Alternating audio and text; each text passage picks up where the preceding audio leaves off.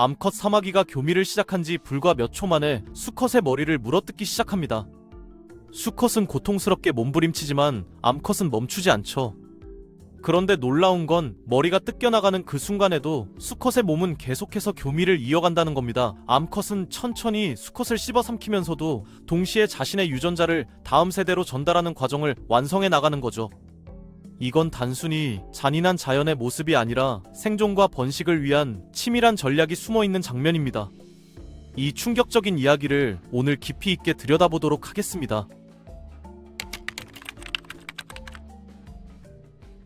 자연계에서 짝짓기는 생명의 연속을 위한 가장 중요한 행위인데 어떤 동물들에게는 이 행위가 곧 죽음을 의미하기도 합니다. 과학자들은 이런 현상을 성적 포식이라고 부르는데요. 쉽게 말해서 짝짓기 전후로 한쪽이 상대방을 잡아먹는 행동을 말하는 겁니다. 그런데 여기서 정말 흥미로운 패턴이 하나 발견되거든요. 거의 모든 경우에서 먹히는 쪽은 수컷이고 먹는 쪽은 암컷이라는 사실입니다. 이게 우연일까요? 아니면 여기에는 우리가 이해해야 할 진화의 법칙이 숨어 있는 걸까요?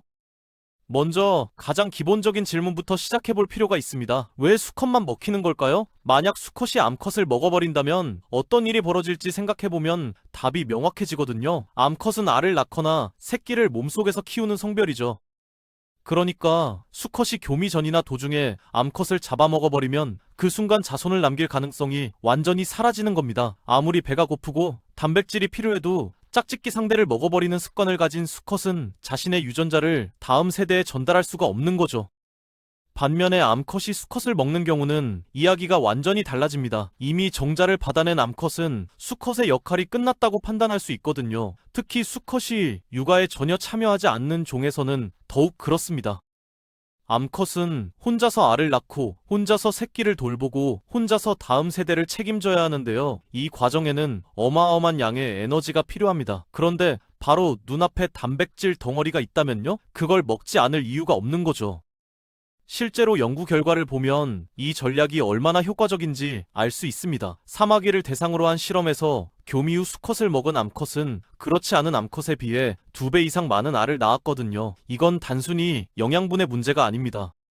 수컷 한 마리가 제공하는 단백질과 지방, 그리고 각종 영양소들이 암컷의 생식 능력을 극적으로 향상시킨다는 걸 보여주는 명백한 증거죠. 결국 이 수컷은 자신의 몸을 희생함으로써 더 많은 자손을 세상에 남기는 셈이 되는 겁니다. 하지만 여기서 수컷의 입장도 한번 생각해봐야 합니다. 분명히 더 많은 알이 생긴다는 건 수컷에게도 유리한 일처럼 보이거든요. 그런데 문제는 그 수컷이 죽고 나면 더 이상 다른 암컷과 짝짓기를 할 기회가 없어진다는 겁니다. 만약 먹히지 않고 살아남았다면 그 수컷은 여러 암컷과 교미를 하면서 훨씬 더 많은 자손을 퍼뜨릴 수 있었을 텐데 말이죠. 그러니까 암컷 입장에서는 분명한 이득이지만 수컷 입장에서는 손해라고 볼 수 있는 겁니다.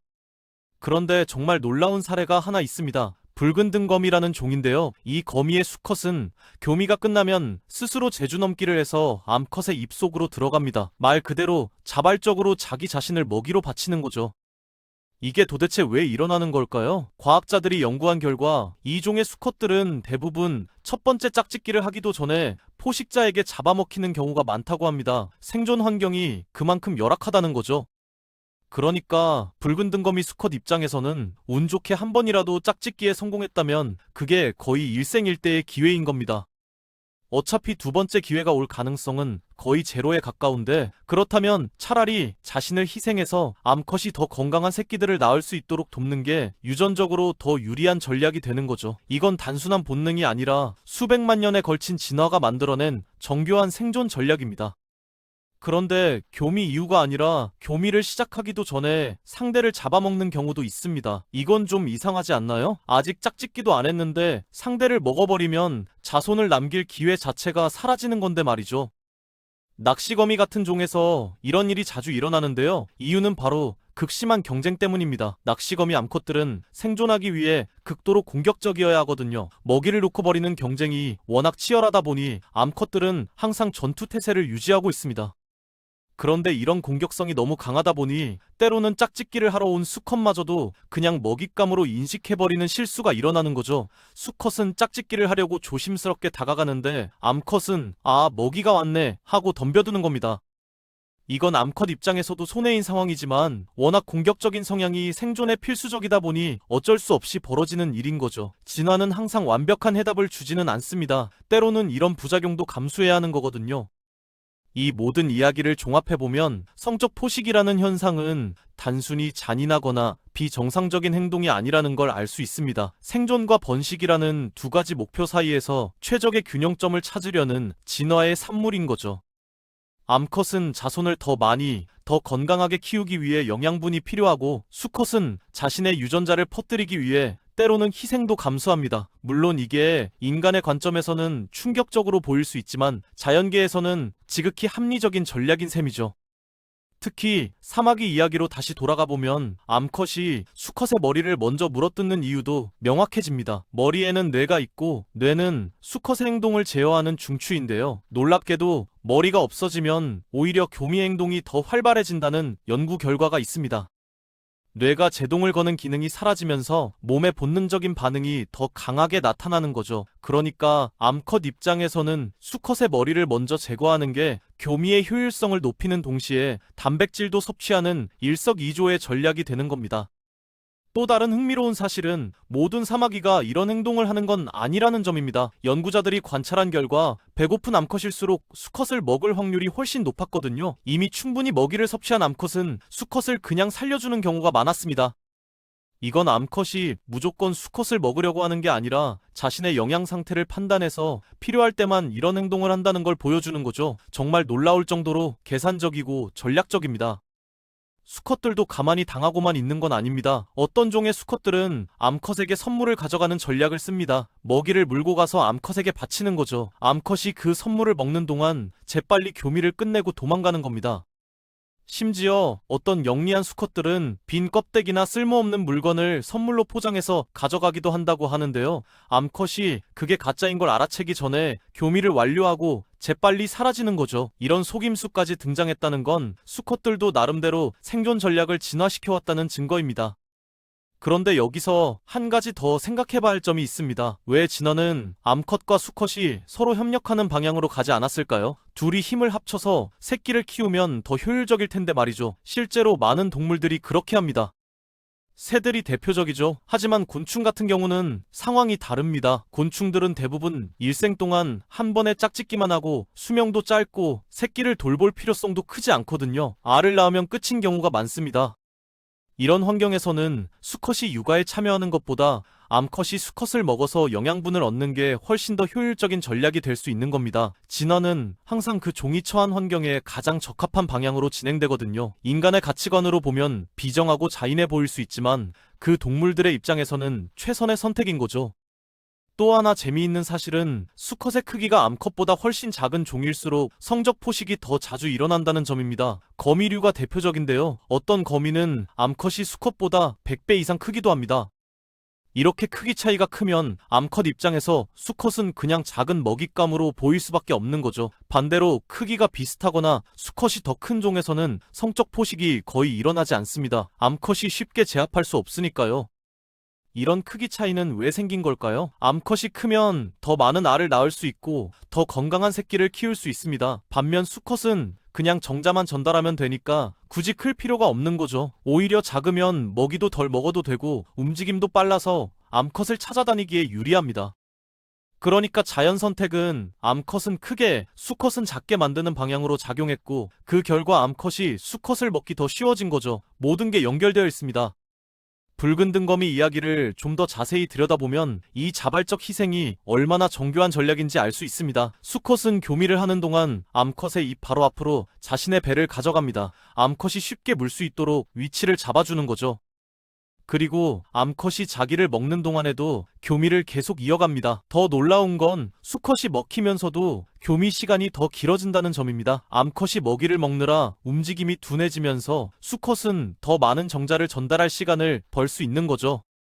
이 과정에서 수컷의 몸은 말 그대로 암컷과 새끼들을 위한 영양 공급원으로 완전히 전환됩니다. 단백질, 지방, 미네랄까지 모든 것이 암컷의 몸으로 들어가서 알을 만드는 데 사용되는 거죠.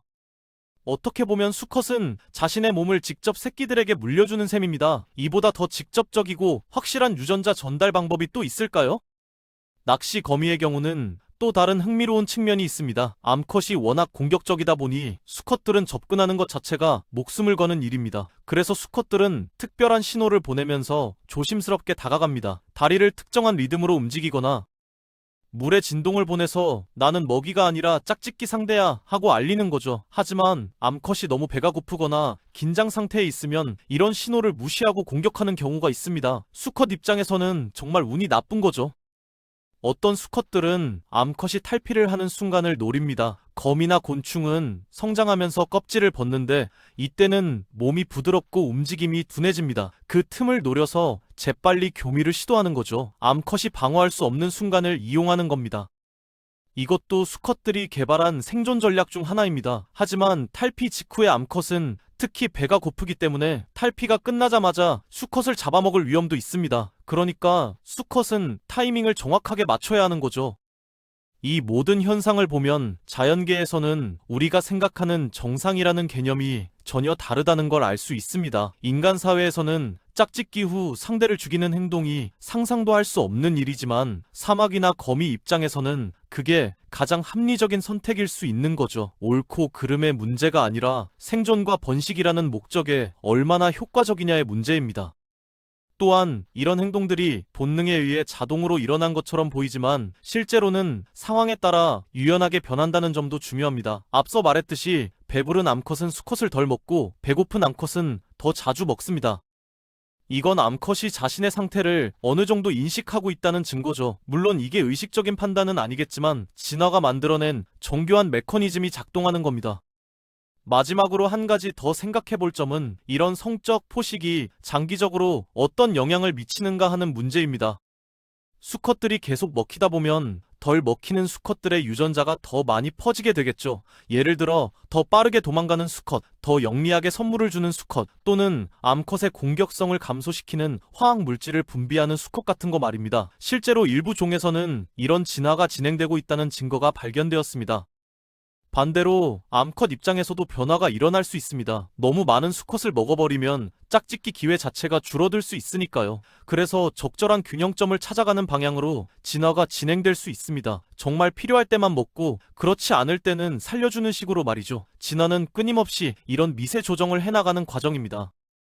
결국 성적 포식이라는 현상은 생명체들이 얼마나 다양한 방식으로 생존 전략을 개발해왔는지를 보여주는 놀라운 사례입니다. 우리 인간의 기준으로는 이해하기 어렵고 충격적으로 보일 수 있지만 그들의 세계에서는 완벽하게 합리적인 선택인 거죠. 자연은 항상 우리의 예상을 뛰어넘는 방식으로 작동하고 그 속에서 살아가는 생명체들은 각자의 방식으로 최선을 다하고 있습니다. 수컷 사마귀가 머리를 잃으면서도 교미를 계속하는 그 순간, 그것은 단순한 죽음이 아니라 생명의 연속이라는 거대한 흐름 속에서 자신의 역할을 완수하는 것입니다.